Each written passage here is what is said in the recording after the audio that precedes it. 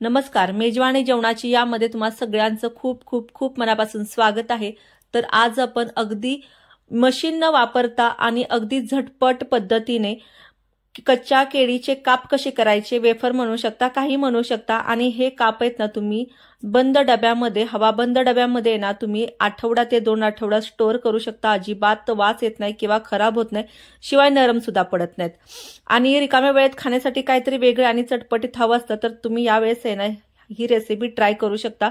आणि आवडली तर मला कमेंट बॉक्समध्ये कळवा बरं का। तर या केळीचे काप करत असताना आहे ना मी अजिबात मशीन वापरलेले नाहीये, तर काय वापरले त्यासाठी पटकन रेसिपीला सुरुवात करूया। तर इथे घेतलीत ही कच्ची केळी, आणि कच्ची केळी आहेत ना तुम्हाला आरामात बाजारात कुठेही मिळतील।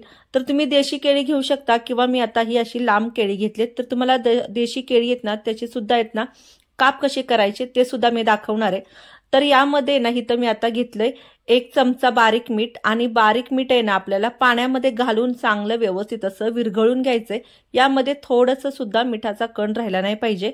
या पाण्याचा आहे ना आपल्याला नंतर वापर कसा करायचा तो तुम्हाला दाखवणार आहे। आता मशीन नाही वापरायची तर काय करायचं, तर मी इथं घेतलाय चाकू, आणि चाकूने ना आपल्याला याचे काप करून घ्यायचे। तर आपण जसे शिकरणाला बारीक बारीक तुकडे करतो ना पातळ काप, तर तसे पातळ काप करून घ्यायचे। जर तुम्हाला तसं जमत नसेल, तुमच्याकडे जर मशीन असेल तर तुम्ही मशीनवर सुद्धा करू शकता। पण मी आहे ना इथं तुम्हाला हातावर दाखवणार आहे, हातावर कसं करायचं ते। असं काही नाही की मशीनवरच करावे, ज्याच्याकडे मशीन नसेल त्यांनी काय करायचं तर त्यांनी आहे ना असं हातावर करून ठेवू शकता। अजिबात खराब होत नाही, शिवाय ना अगदी पातळ पातळ असे काप होतात। तर हे बघा मी इथं दाखवते तुम्हाला, अगदी असे पातळ पातळ काप करायचे। तर आता बघा मुलांच्या सहली चालू झालेत, आणि मुलांच्या सहलीसाठी ना असं वेगळं आणि चटपटीत मुलांना डब्यासाठी देऊ शकता। तर हे काप आहेत ना बघू शकता किती पातळसर असे करून घेतलेत, आणि हे काप आहेत ना आपल्याला कडकडीत तेलामध्ये घालून घ्यायचेत। तर एकदा हे काप घातले ना तर आपल्याला लगेच हलवायचे नाहीयेत। तसेही हा जे केळ असतं ना ते अगदी बटाट्यासारखं कडक केळ असतं, कारण हे कच्चं केळ असतं। यामध्ये ना पाण्याचा अंश बराच जास्त असतो, पण कमी प्रमाणात असतो। जसं जसं ते केळ पिकतं ना तसं तसं यामध्ये ना पाण्याचा अंश जास्त वाढत जातो। आता हे ना आपल्याला अगदी हाय फ्लेमवर हलवून हलवून तळून घ्यायचंय। आणि बघा मी हलवत असताना आहे ना यामध्ये कुठेही थांबलेली नाहीये, अगदी सतत अशी जी आपण पळी घेतलेली असते ना किंवा उलातनं घेतलेलं असतं त्यांनी सतत असं हलवत राहायचं।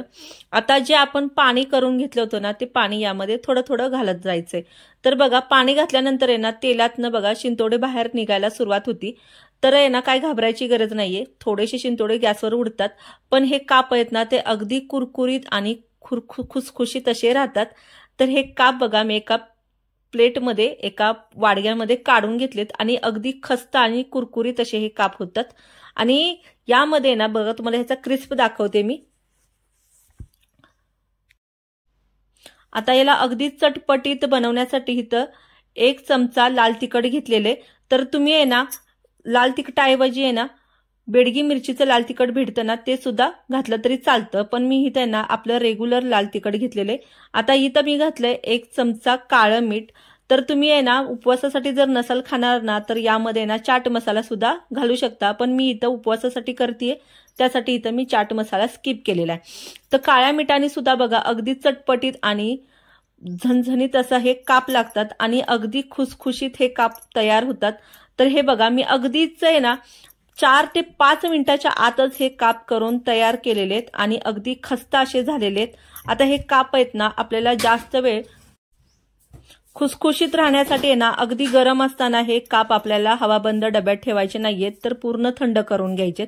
ते बघा मी अर्धा तास आहे ना असेच बाहेर ठेवले तळल्यानंतर, आणि मग आम्ही काय करणार आहे एक छोट्याशा डब्यामध्ये याला पॅक करून ठेवणार आहे, जेणेकरून कधीही खावंसं वाटत असेल ना त्यावेळेस तुम्ही करून खाऊ शकता, आणि खरंच खूप चटपटीत हे काप लागतात।